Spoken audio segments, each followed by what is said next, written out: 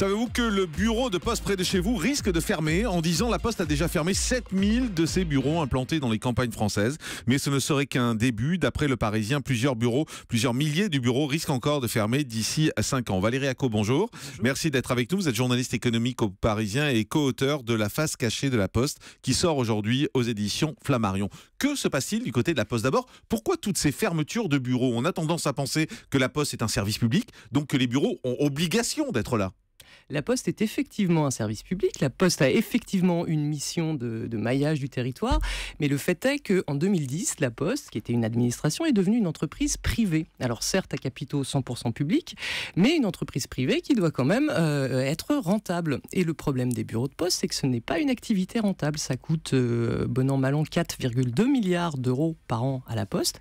C'est pas rien, et ça ne rapporte pas vraiment de croissance. Donc la Poste forcément réfléchit et est en train de transformer ses bureaux de poste, de les fermer et de les transformer pour que ça lui coûte moins cher. Alors c'est ce qu'on a vu hier dans le Parisien en particulier. Il y avait une grande enquête là-dessus sur ces bureaux de poste, parce que la Poste a une obligation, c'est d'avoir des contacts, de pouvoir être joignable. Et du coup, la Poste est en train d'ouvrir des points poste dans les supermarchés, c'est ça? Exactement. C'est-à-dire que pendant une dizaine d'années, dans les campagnes, ils ont ouvert ça chez des petits commerçants ou dans des mairies. Et puis là, le problème va se poser dans les grandes villes. Ça, c'est la nouveauté. C'est le nouveau chantier qui a été enclenché depuis quelques temps. Et donc là, maintenant, c'est où est-ce qu'on va pouvoir mettre ces accueils postaux. Et un des endroits idéal, c'est le supermarché. Oui, l'entreprise a obligation légale d'avoir 17 000 points de contact sur le territoire. Mais point de contact, ça ne veut pas dire bureau de poste, c'est ça? Absolument pas. Ça veut juste dire pouvoir joindre quelqu'un, pouvoir parler à quelqu'un? Disons pouvoir avoir accès à un minimum d'activité postale. Mais est-ce qu'il faut s'en plaindre, ou finalement c'est simplement l'évolution des choses? Est-ce que pour les gens ça va vraiment changer quelque chose? Alors, pour les gens, en fait, tout est une question de point de vue. On a vu en zone rurale, ça s'est toujours manifesté par des levées de boucliers. Les gens sont viscéralement attachés à leur poste. D'ailleurs, on a fait pas mal de reportages dans le livre qu'on a écrit avec ma co-auteure. Et dans tous ces reportages, on a constaté qu'il y avait un attachement viscéral des Français à leur bureau de poste. En revanche, la Poste, de son côté, eux, font des enquêtes de satisfaction. Et dans leurs enquêtes, les gens sont très content. Mais c'est vrai que sur les terrains, ça fait râler les gens. Le seul intérêt, c'est que ça fait peut-être des amplitudes horaires un peu plus élargies. Voilà. Mais le métier de postier également va changer, le métier de facteur, puisqu'on va voir que les facteurs désormais vont s'occuper de livraison des courses, de visites aux personnes âgées, de transport de médicaments, de collecte de papier pour le recyclage, de passage même peut-être de permis de conduire. Ça devient un peu hallucinant tout ça, non? C'est un peu un espèce de melting pot. C'est vrai que c'est un peu baroque, ça je vous l'accorde. Mais c'est vrai que la Poste, elle a 90 000 facteurs et elle a un problème de taille, c'est que tous les ans, grosso modo, le volume de courrier baisse de 6%. Ils ont fait leur projection, ça on le raconte dans le livre aussi. Entre 2008 et 2020, le courrier va baisser grosso modo de 50%. C'est énorme.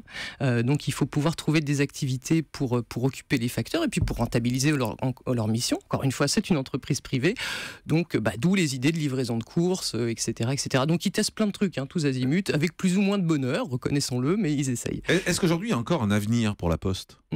C'est peut-être ça la vraie question aussi. C'est peut-être ça la vraie question. C'est peut-être la question qui se pose. Et après votre enquête, qu'est-ce que vous pensez? Vous pensez que la Poste va savoir se réformer, va savoir modifier ses habitudes? En tout cas, elle s'y emploie. On ne peut pas dire qu'ils n'aient pas réfléchi au problème. Ils sont quand même en train de se poser pas mal de questions. Donc, ils sont en train de réfléchir. Alors, évidemment, vous avez parlé des fermetures de bureaux, des nouvelles casquettes, mais ils développent aussi la banque postale, des activités numériques. Enfin, la Poste, c'est 200 filiales. On n'y pense pas, mais c'est quand même une entreprise qui fait énormément de trucs au jour d'aujourd'hui. Donc, ils sont en train d'y travailler. C'est pas sans peine, parce que pour les postiers, c'est pas simple. Il y a quand même aussi du mal-être au travail à la Poste, puisque par définition, c'est une entreprise qui se transforme. Donc, qui dit transformation, dit perturbation pour les salariés. Ça veut dire aussi des licenciements. Il y avait 323 000 salariés en 2001. Il y en a 243 000 aujourd'hui. On a parlé de vagues de suicides également par moment à la Poste. Donc, c'est-à-dire que même en interne, aujourd'hui, c'est compliqué. Complètement. Alors, c'est pas des licenciements, c'est des non-remplacements de départ en retraite parce que ancienne administration oblige. Mais c'est vrai qu'en l'espace de même pas 15 ans, ils ont supprimé 84 000 postes. Et ça va continuer? Et ça va continuer. Ah oui, ça va continuer à peu près à ce rythme-là. Et c'est irrémédiable, finalement. Ça va être compliqué, effectivement, de réembaucher à la Poste au jour d'aujourd'hui. Donc, pour les postiers, évidemment, c'est très compliqué à vivre. Mais est-ce que nous, consommateurs, on va y perdre dans cette modification de la Poste? Est-ce qu'on va perdre ce contact humain? Est-ce qu'on va perdre ces renseignements qu'on peut avoir du côté des guichetiers? Oui, puisque vous aurez de fait moins de bureaux de poste physiques avec le postier. Donc, ça veut dire moins de gens qui travaillent à la Poste et pour nous, une qualité de service qui va se dégrader.